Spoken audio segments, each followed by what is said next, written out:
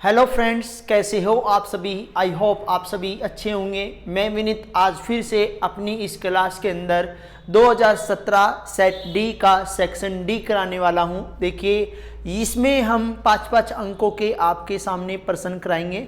देखिए, जैसे कि क्वेश्चन नंबर 28 में दिया है कि दो स्टेशनों के बीच 168 किलोमीटर की यात्रा करने में एक एक्सप्रेस रेलगाड़ी सवारी गाड़ी से 1 घंटा कम समय लेती है। देखिए, दोनों स्टेशनों पर ठहरने का समय ध्यान में नहीं लेना है।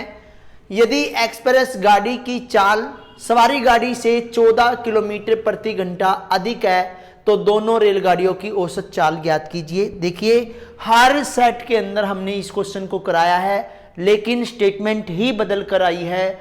देखिए, दो स्टेशनों के बीच 168 किलोमीटर की यात्रा करने में, देखिए दोनों ही रेलगाड़ियां जो है, एक सवारी गाड़ी है एक एक्सप्रेस गाड़ी है, उनके द्वारा तय की गई दूरी 168 किलोमीटर है। तो यहां लिखेंगे हम रेलगाड़ियों द्वारा तय की गई दूरी हमारी है 168 किलोमीटर प्रति घंटे की 168 किलोमीटर। अब वो कह रहा है कि सवारी गाड़ी से 1 घंटा कम समय लेती है। तो सबसे पहले तो हमें सवारी गाड़ी की चाल ज्ञात करनी है। तो हमें क्या करना है कि सवारी गाड़ी की चाल मानकर चलनी पड़ेगी। तो यहां लिखेंगे माना सवारी गाड़ी की चाल है आपकी x किलोमीटर प्रति घंटे की रफ्तार है। अब देखिए, दूरी हमें दे रखी है, ये दूरी हमें दे रखी है, ये चाल हमें दे रखी है। तो सबसे पहले हम समय निकालेंगे, यानी कि सवारी गाड़ी का समय जो होगा, समय का फॉर्मूला होता है दूरी बटे में चाल। तो दूरी जो है 168 बटे में चाल जो है x किलोमीटर प्रति घंटे। अब वो कह रहा है कि यदि एक्सप्रेस गाड़ी की चाल सवारी गाड़ी से 14 किलोमीटर अधिक है, तो देखिए एक्सप्रेस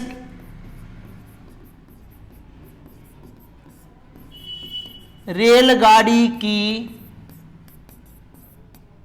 चाल x प्लस में 14, यानी कि सवारी गाड़ी की चाल x है तो उससे 14 किलोमीटर प्रति घंटा अधिक है। तो दूरी कितनी होगी? दूरी आपको पता है कितनी है, दूरी आपको पता है 168 किलोमीटर है। तो वही वाली बात, ये चाल है ये दूरी है। तो हमें निकालना है समय। क्या निकालना है? समय। समय होता है दूरी बटे में चाल। अब यहां देखिए, उसने कहा था एक्सप्रेस रेलगाड़ी सवारी गाड़ी से 1 घंटा कम समय लेती है, यानी कि जल्दी पहुंच जाती है। तो प्रश्नानुसार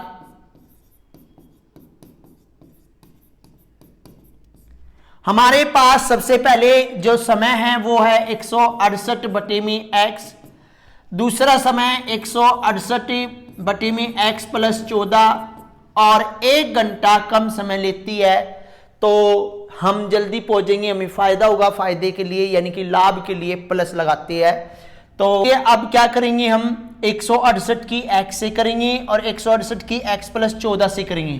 तो यहां लिखेंगे 168x बराबर 168x प्लस में 14 की 168 से करेंगे 2352 आंसर आ जाएगा। देखिए 168 मल्टीप्लाई 14, 4 32, 3 4 6 24, 3 27, 2 4 और 2 6, 8 6 और 1 2, हमारा ये आ गया 2352। और हमने क्या करना है, x और x प्लस 14 लिखना है। कैसे भैया? जो ये x है ये 1 है, इसकी मल्टीप्लाई x से होगी, और जो भी आंसर आया उसकी गुणा यानी कि मल्टीप्लाई x प्लस 14 से। तो हमने यहां पे कर दी। 168 से 168 कैंसिल हो गया, यहां बचा 2352 बराबर में x स्क्वायर प्लस में 14 एक्स। अब इसको इधर लेके आएंगे, एक्स स्क्वायर प्लस में 14 एक्स माइनस 2352। तो ध्यान देने वाली बात है कि हमें ऐसे टुकड़े करने 2352 के कि 14 आ जाए। देखिए कैसे करेंगे, यहाँ पे हम लिख रहे हैं 2352, 2 से 2 एकम 2, 2 एकम 2, 2 सते 14, 2 छिक 12, 2 से करेंगे 2 पंजे 10, यहाँ पे 17 है, 2 अट्ठे 16, 1 2 अट्ठे 16, 2 से करेंगे 2 दूनी 4, 1 18, 2 नीम 18, 2 चौक, तो 2 से 2 एकम 2, और यहाँ पे 2 चौके 8, 2 सते 14, और ये देखिए 3 से 3 चौके 12, और 3 चौके 12, 2 बचा 3 निम 27, 7 से 7, 7 से 1।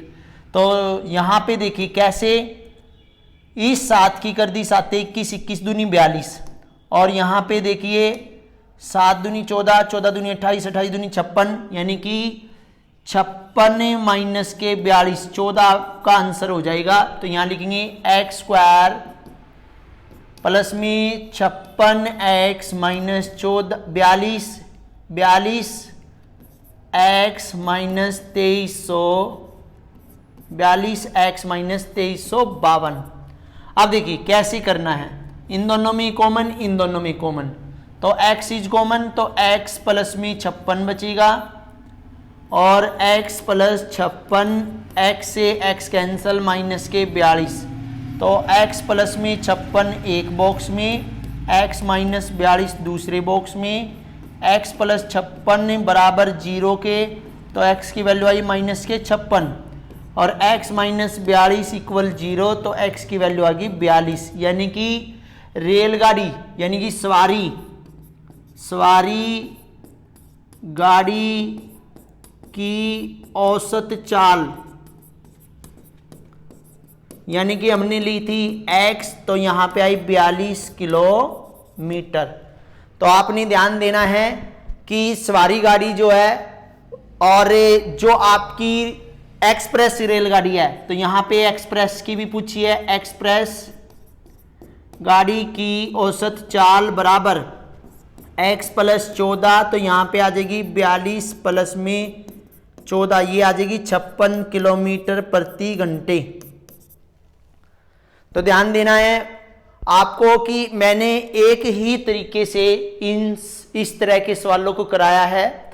इसके बाद हम बात करते हैं प्रश्न नंबर 29 की। देखिए हम ये आपको सेट जो हमने इससे पहले कराई है, सेट ए बी और सी, ए में या बी में हम करा चुके हैं, तो आपने ध्यान देना है। इसको मैं दोबारा से आपको रिपीट करा रहा हूं इस वीडियो के अंदर, लेकिन वहां पे भी आप इसको सोल्व कर सकते हो।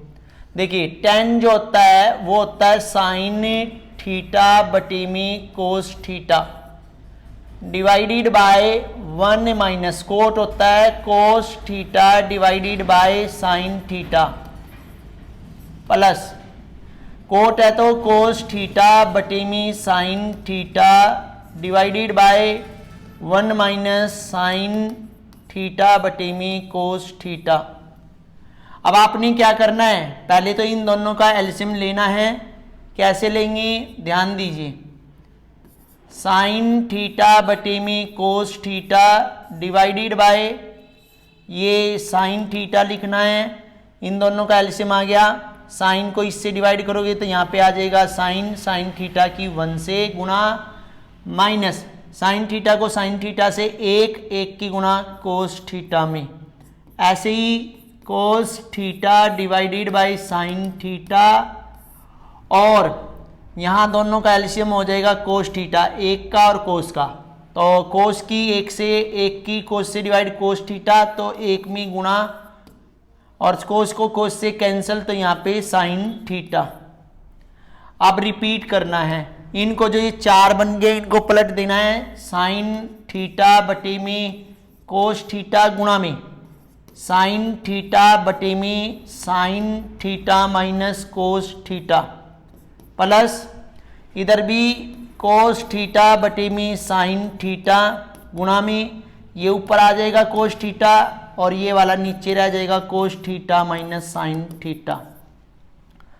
सबसे पहले इन दोनों की गुणा करेंगे, साइन थीटा स्क्वायर में हो जाएगा और ये आपका कोस theta sine theta minus cos theta plus ये हो जाएगा कोस स्क्वायर थीटा, ये हो जाएगा sign theta cos theta minus sine theta.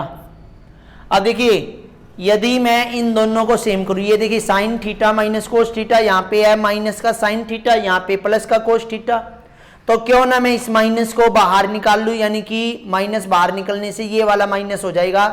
तो इसको कैसे करेंगे, यहाँ पे लिख रहा हूँ साइन स्क्वायर थीटा बटे में कोस theta sine theta minus cos theta. अब ये माइनस हो गया, cos square theta divided by sine theta. अब ये साइन थीटा माइनस हो जाएगा कोस थीटा, क्योंकि जो प्लस का है वो माइनस हो जाएगा और जो माइनस है वो प्लस का हो जाएगा, ये दोनों हो गए सेम। तो अब हम इनका ले लेंगे एलसीएम, एलसीएम ले लो यहाँ पे, तो कोस और साइन की मल्टीप्लाई हो जाएगी, कोस थीटा साइन थीटा, और दोनों ही ये दोनों कॉमन हो जाएंगे, sine theta minus cos theta. अब इसको इससे डिवाइड करोगे तो सिर्फ साइन थीटा बचेगा और यहाँ आ जाएगा साइन क्यूब थीटा माइनस, ऐसे इसको जब इससे डिवाइड करोगे तो कोस थीटा और कोस थीटा को स्क्वायर से करेंगे, कोस क्यूब थीटा। अब ये बन गया ए की A minus A 3 minus B 3, तो ये हो जाएगा ए माइनस बी और A square plus B square plus A B, ये हमारा फॉर्मूला होता है। तो हम इसको ऐसे ही फॉर्म में लिखेंगे, तो ये आ जाएगा आपका sine theta minus cos theta multiply में साइन स्क्वायर थीटा प्लस में कोस स्क्वायर थीटा प्लस में sine theta into cos theta, यानी कि मैंने फॉर्मूले की फॉर्म में लिख दिया। और ये आ जाएगा कोस theta sine theta minus cos theta. अब आप एक चीज देखिए, ये वाली चीज और ये वाली चीज आपस में कट जाएगी, क्योंकि ये भी इसके गुणा में है और ये भी इनके गुणा में है। तो यहाँ पे देखिए क्या हुआ, sine square theta plus cos square theta, हमने बता रखा है sine square theta plus cos square theta equal होता 1 के। जो हमारी वीडियो हमने अपने YouTube चैनल पर डाल रखी है 8.4, उसमें आप देखोगे sine square theta plus cos square theta equal 1। तो यहाँ पे 1 प्लस साइन थीटा और कोस theta divided by cos theta sine theta. अब ये दोनों के लिए हम एलसीएम अलग अलग करेंगे, एक के लिए भी एलसीएम अलग करेंगे, cos theta sine theta plus में इसके लिए भी sine theta cos theta divided by cos theta sine theta, same ही बात है। और ये भी दोनों आपस में कट जाएंगे, कितने पे कटेंगे, 1 पे कटेंगे। तो यहाँ पे हम क्या लिखेंगे, इसको 1 बटे में कोस थीटा गुणा में 1 बटे में साइन थीटा प्लस में 1, और कोस होता है सेक थीटा और 1/sin होता है कोसेक थीटा प्लस 1 के। तो आप ध्यान दीजिए ये वाला हमारा आंसर होगा। तो यहाँ पे लिखना है sec theta cos theta plus में 1। इसके बाद देखिए क्वेश्चन नंबर 29 के अंदर एक और अथवा में प्रश्न दिया गया है।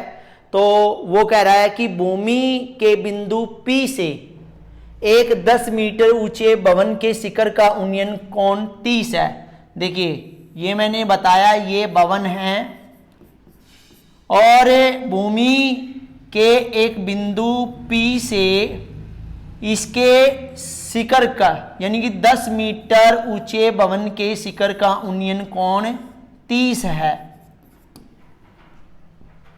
भवन के शिखर पर एक ध्वज के शिखर का उन्नयन कोण, शिखर पर एक ध्वज लगा हुआ है और उसका उन्नयन कोण है 45 डिग्री। ध्वज की लंबाई और बिंदु P से भवन की दूरी, ये बिंदु P से देखिए A, B और C और ये P। तो सबसे पहले हम लेते हैं त्रिभुज BCP में हमें निकालना है x और ये ध्वज भी निकालना है y, इनको हम x और y ले लेते हैं।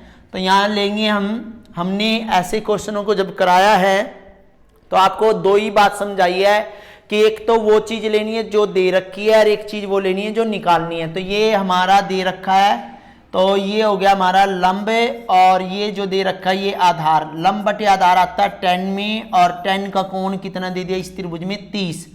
लंब किसको बोलेंगे हम BC को, आधार किसको बोलेंगे CP को, और 10 30 की वैल्यू होती है 1/√3। BC की वैल्यू 10 है, इसकी वैल्यू x है, तो 1/√3, तो x बराबर आ गई 10√3। अब हम चलेंगे त्रिभुज ACP में, लंब बटे में आधार, ये भी 10 आ गया यहाँ पे 45 डिग्री। लंब कौन है AC है और आधार कौन है CP है। 1/1 AC की वैल्यू कितनी है हमारी y प्लस में 10, और CP की वैल्यू हमारी x है बराबर 1/1। तो हमारा x बराबर y प्लस में 10, x की वैल्यू हमारी है 10√3 इक्वल y हमें निकालना है। तो ये 10 इधर चला जाएगा, 10√3 माइनस 10 y, और 10 बाहर लेंगे √3 माइनस 1, y का मान हमारा आ जाएगा 10√3 माइनस 1 ब्रैकेट के अंदर। तो यहाँ पे ध्वज की लंबाई भी पता चल गई, ध्वज हमारा y है, और जो आधार भवन से P की दूरी जो है x है, x बराबर 10√3। इसके बाद हम प्रश्न नंबर 30 की बात करते हैं। ये कह रहा है कि 5 सेंटीमीटर, 6 सेंटीमीटर, 7 सेंटीमीटर भुजाओं वाले एक त्रिभुज की रचना कीजिए और इस त्रिभुज के समरूप दूसरे त्रिभुज की रचना कीजिए जिसकी भुजा इस त्रिभुज की 7/5 हो। कैसे? सबसे पहले हमें एक विषम बाहु त्रिभुज बनाना होगा। ये मैंने ले ली 6 सेंटीमीटर एक भुजा, और इधर से एक आर्क लगानी है 5 की, इधर से एक आर्क लगानी 7 की। तो ये हमारा बन गया एक त्रिभुज, ये 7 सेंटीमीटर है और ये हमारा 5 सेंटीमीटर है। इसका नाम है A, B और C। अब इसी के समरूप एक अन्य त्रिभुज की रचना करनी है। तो सबसे पहले हम क्या करेंगे, मैंने आपको बता रखा है, नीचे की तरफ एक एक्यूट एंगल बनाएंगे, और इस एक्यूट एंगल के हमने जितने अनुपात दे रखे 7/5, तो 7 भाग करेंगे, 1 2 3 4 5 6, और ये हो गए 7। 1 2 3 4 5 6 7, यानी कि B को केंद्र मानकर पहली चाप लगाएंगे, एक ही बराबर लगानी है, और जो नीचे होता है उसको मिलाते हैं हमें लास्ट वाले से। हमने 5 को मिला दिया C से, और जो ये 7 है इसको हम इसी के समांतर, जितने का ये कोण बना हुआ है इसी के समांतर खींचेंगे, और ऐसे ये बन जाएगा C डैश। C डैश पे भी जितना C पे बना हुआ कोण उतना ही कोण बनाएंगे, और यहां पर इसी के समांतर एक ऐसे ही A डैश एक बिंदु बनेगा। तो हम यहाँ पे डार्क करके दिखा रहे हैं, A dash, B, C dash और A डैश, एक इसी के समरूप एक अन्य त्रिभुज बना। किसके समरूप? A B C के। इसके बाद हम बात करते हैं प्रश्न नंबर 31 की। ये कह रहा है 6 सेंटीमीटर त्रिज्या वाले गोले को पिघलाकर 24 सेंटीमीटर ऊंचाई वाले एक शंकु में डाला है। शंकु के आधार की त्रिज्या ज्ञात कीजिए। देखिए उन्होंने कहा एक गोले को पिघला करके क्या बनाया है? शंकु बनाया है। गोले का आयतन होता है 4/3 पाई आर क्यूब, और शंकु का होता है 1/3 पाई आर स्क्वायर एच। तो यहां लिखेंगे हम गोले का आयतन बराबर में शंकु बनाया है तो शंकु का आयतन, गोले का आयतन 4/3 पाई आर क्यूब, यहां पे 1/3 पाई आर स्क्वायर एच। देखिए यहां पे इस पाई से ये पाई कैंसिल हो जाएगा।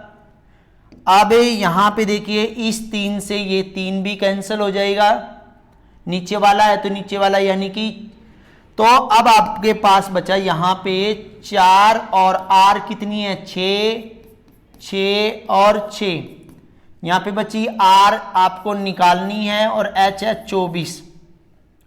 तो आप क्या करोगे, आर स्क्वायर ये 24 इस तरफ लेके जाएंगे, 6 और 6 24, 6 चौके 24, 4 से 4 कट जाएगा तो देखिए 36, आर स्क्वायर स्क्वायर हटाया, स्क्वायर रूट लग गया तो आर की वैल्यू जो आ गई आपकी 6 सेंटीमीटर आ गई।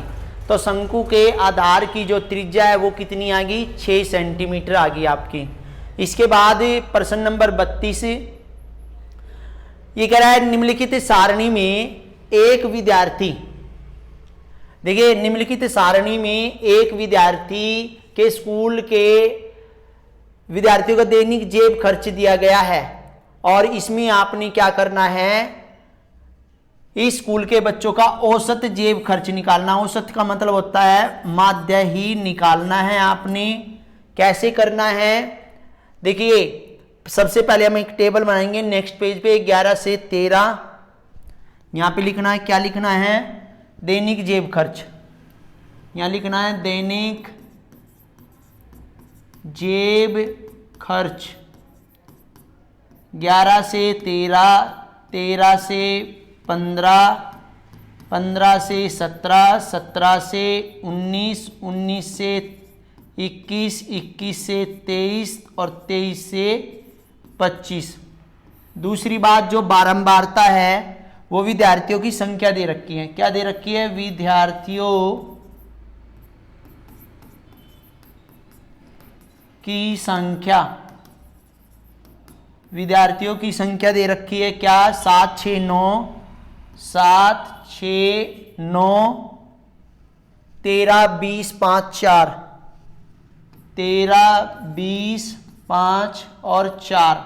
देखिए हमें निकालना है माध्य, जिसको हम बोलते हैं औसत, जिसका दूसरा नाम है औसत, sigma FI XI divided by भाग में सिग्मा FI। तो देखिए सिग्मा FI मतलब इसी की, तो यहाँ पे हम इसको जोड़ देंगे, 7 6 13 9 22, 22 और 13 35, 35 20 55, 55 5 60 और 4 64। तो हमारा ये वाला तो आ गया भैया नीचे वाला 64, जिसका नाम है सिग्मा FI। इसके बाद देखिए हमें निकालना है XI, तो XI होता है वर्ग चिन्ह,